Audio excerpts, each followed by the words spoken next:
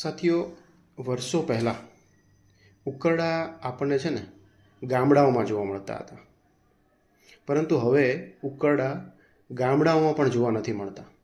કારણ કે ગામડાઓના લોકો હવે ગામડાઓને એકદમ સ્વચ્છ રાખતા થઈ ગયા છે અને સ્વચ્છ ભારત મિશન છે એને સપોર્ટ કરતા થઈ ગયા છે.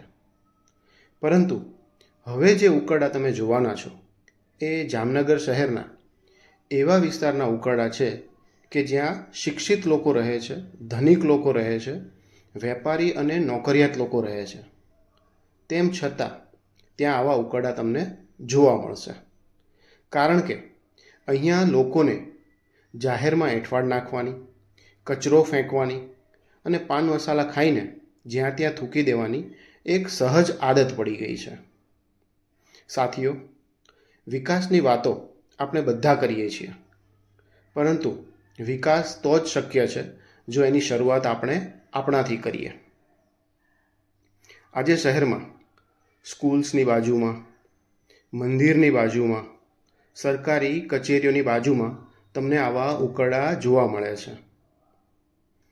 આ બાબતે પ્રશાસન પણ જો જે લોકો જાહેરમાં આવી રીતે ગંદકી કરે છે એની સામે કડક કાર્યવાહી કરે, દંડની વસૂલાત કરે, તો જ આ પ્રશ્નનો હલ થઈ શકે એમ છે.